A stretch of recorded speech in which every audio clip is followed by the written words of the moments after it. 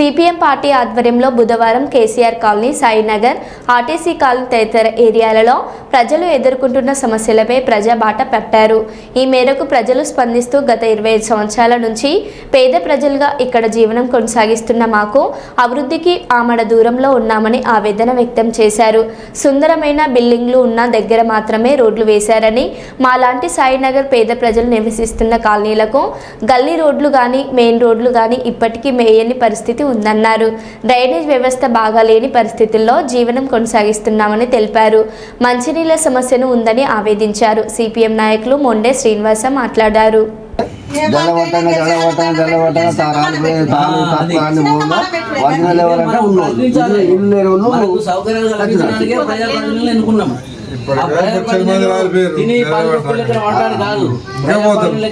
ప్రజల వద్దకు పాలన రావాలి. చంద్రబాబు చెప్పినది నినాదం ప్రజల వద్దకు పాలన వచ్చినప్పుడే ప్రజల సమస్యల మీద స్పందించి వారికి న్యాయం జరిగే దిశగా మనం వాళ్ళ అవసరాలు తీర్చాలి ప్రభుత్వాలంటే. అట్లున్నప్పుడే ప్రజలకు నిజమైన సౌకర్యం దొరుకుతుంది, పేదవాడు ఆనందంగా బతుకుతాడు.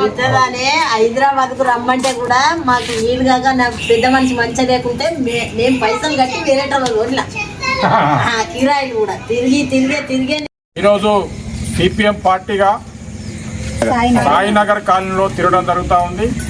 దాదాపుగా 20-25 సంవత్సరాల నుంచి ఇక్కడ జీవనం కొనసాగిస్తున్న పేద ప్రజలు, అట్టడుగు ప్రజలందరూ కూడా పనులు చేసుకొని బతికేవాళ్ళు. వీళ్ళందరికీ కూడా ఇక్కడ ఇళ్ల పట్టాలు ఇచ్చి ఇల్లు నిర్మించుకున్నారు, కరెంట్ ఇచ్చారు, అంతా బాగానే ఉంది. కానీ వాళ్ళకి సంబంధించిన రోడ్ల విషయంలో పాలకులు చాలా నిర్లక్ష్యం వహిస్తూ ఉన్నారు. తక్షణమే ఈ రోడ్లు ఏవైతే సాయినగర్ కాలనీకి సంబంధించిన గల్లీ రోడ్లు కానీ మెయిన్ రోడ్లు కానీ ఇవన్నీ కూడా తక్షణమే వేయాలని చెప్పి సిపిఎం పార్టీగా డిమాండ్ చేస్తూ ఉన్నాం. అలాగే వాటర్ సమస్య ఇక్కడ నుంచి మొదలుకుంటే అక్కడ వరకు బాగా ఎత్తు ఉన్నది. ఆ ఎత్తుకు వాటర్ ఓని పరిస్థితి ఉన్నది. కాబట్టి వాటరు మంచినీళ్ళకు సంబంధించిన అంశాన్ని కూడా వీళ్ళు ఆవేదనతోటి వ్యక్తం చేయడం జరిగింది. వర్షం వస్తే డ్రైనేజీ జామ్ అయ్యి రోడ్ల మీదకి వెళ్ళి రోడ్ అంతా కొట్టుకుపోయిన పరిస్థితి ఇప్పుడు మాకు కనిపిస్తుంది. 25 సంవత్సరాల నుంచి మాకు రోడ్డు లేదు, ఏం లేదు.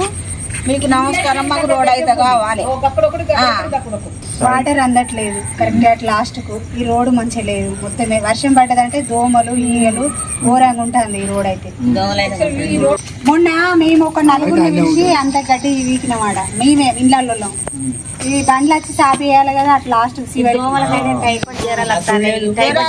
ఘోరంగా ఉన్నది. అటు పైప్ లైన్ జామ్ అయ్యి బయటకు నీళ్ళు వస్తలేరు. ఎప్పుడో నెలకోసారి వస్తారు, సరిపోతారు.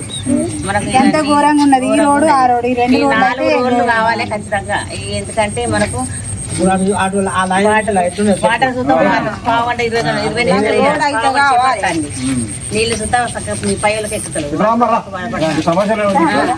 బాధపడతారు.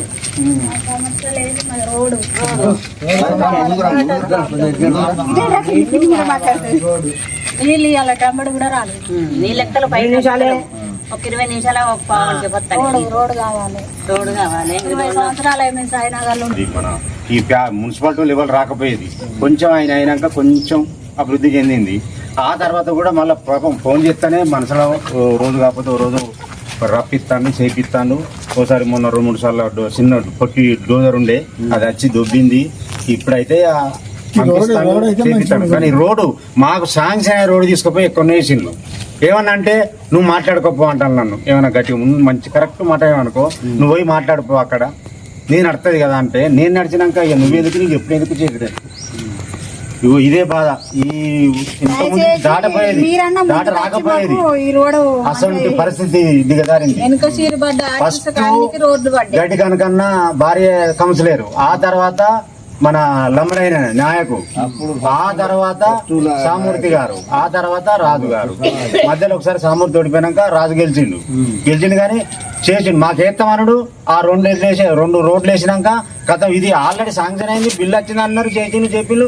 దీన్ని తీసుకుపోయి ఎక్కడ పడేది.